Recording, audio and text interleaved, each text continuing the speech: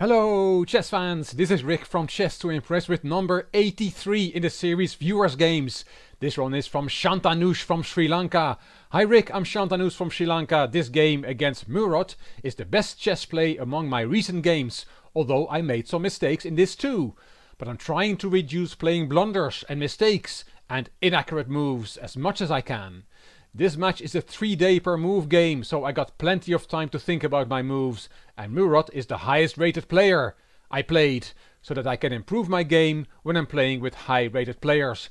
In this game, Murad had a rating of 1883 and our hero Shan Thanush had a rating of 1667.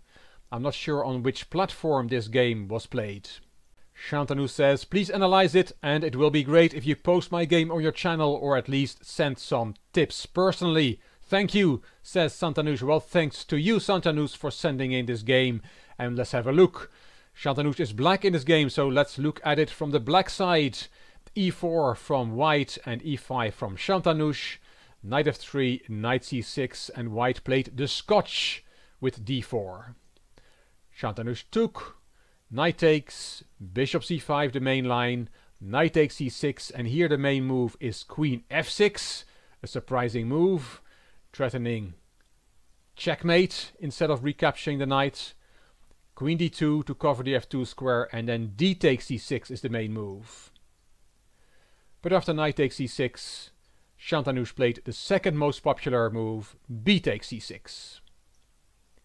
Bishop d3. And now d6, and it turns out Shan Thanush wants to play d5 because on the next move he pushes that pawn one square further. If you want to play d5, do it now in one go. That is okay for black. But as said, Shan Thanush played d6. And after castling he played d5. And that is now not as good. Knight f6 preparing to castle is a better move. After d5 white played rook e1. Bishop e6 and e takes d5. The bishop cannot take back because it's pinned to the rook, and taking with the pawn is the best way here, straightening out the pawn formation and not losing a tempo, because Shan Thanush took with the queen, and that's not as strong because after knight c3 the queen has to play again. Black is losing a lot of time and he's already always a move behind being black. Queen d7. White is better because of his huge lead in development and also because of the black doubled c-pawn. White must have been very happy with the outcome of the opening. He's castled already, centralized his rook, and can finish his development by developing this bishop. The engine gives knight e4 as the best move, but white played knight a4. And now Shan Thanush has a trick which wins him a pawn, and he saw it. Bishop takes f2 check. Very nice.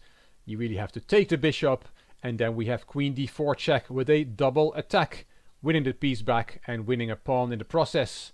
Bishop e3, queen takes a4 with an extra pawn for black, but he still is a few moves away from finishing his development, so white has great compensation here for the pawn.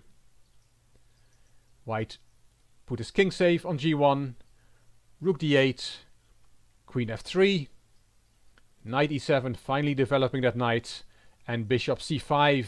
Nice move, preventing black from castling, as then that knight will be hanging.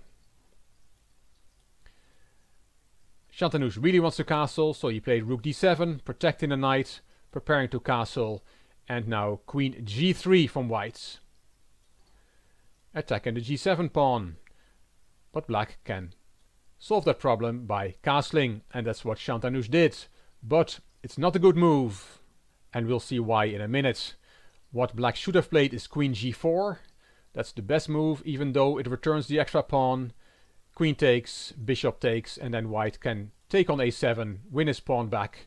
White is better, but that was black's best option, because after castling, which Shan Thanush played in this game, it looks very logical. White has a very nice sequence of moves which gives him an advantage, a winning advantage. He played b3, queen a5, and now b4, also moving the pawn first one square and then another square, but in this specific case first b3 and then b4, it is actually the best way to play for black, It doesn't cost any time because he's constantly attacking black's queen, and we'll see why this is so good for white. Queen a4 from Shan Thanush, and now we have the same position as 2 moves ago, but very crucial here is that the black queen does not cover the h4 square, and that makes a combination possible. Because here white could have played, he didn't see it, but he could have played bishop takes e7. Very nice move. Because after rook takes, there is queen h4, and that's why this pawn had to be on b4 to make sure the queen does not protect the h4 square.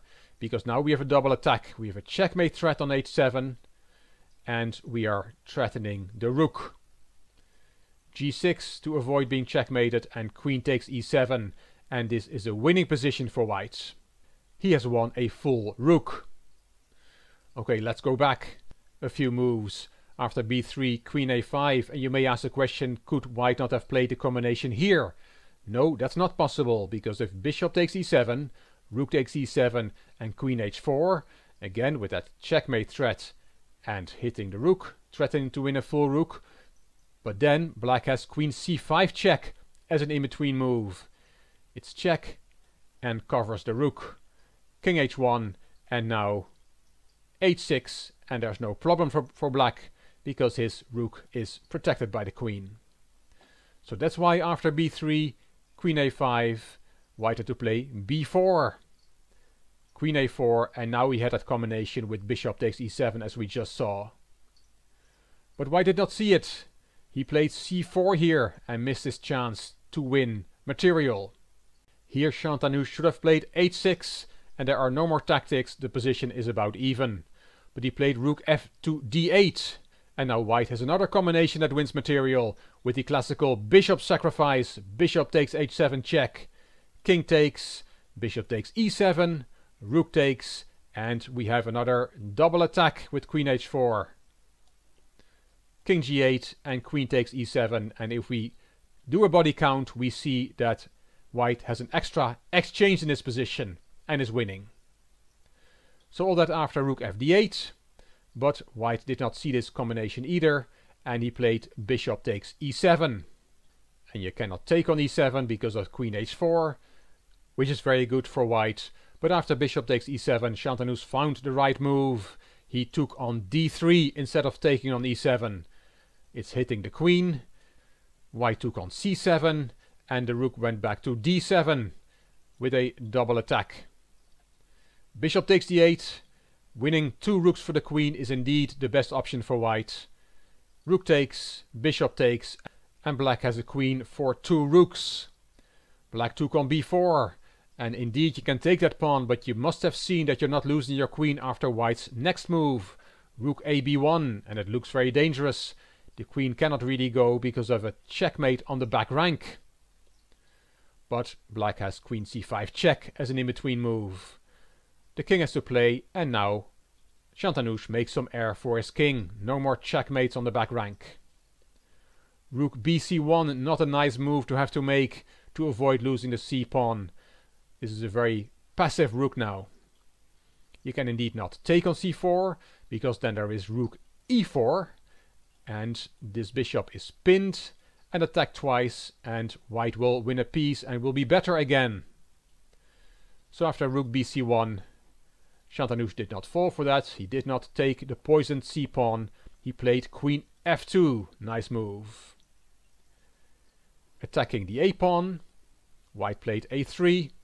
And now you can take on c4, because that bishop is now poisoned because of a checkmate. Nice move, bishop takes c4 from Shan Thanush. Bishop g3 from white, attacking the queen. Queen a2, protecting the bishop. And now rook c3, the final mistake of the game. As we'll see, that's a very unfortunate square for the rook. Bishop d5 with a checkmate threat. So rook g1 is forced. Shan Thanush here says, this is a forced move. So I found a tactical shot. I sacrificed my bishop so that I could capture one of his rooks. And indeed, bishop takes g2 was played. It was the last move of the game. White resigned here. If you take the bishop, then queen a1 check. And we have another double attack from a queen. Rook g1, queen takes c3, and black is decisive material up. Well played, Shan Thanush. This was a very entertaining game.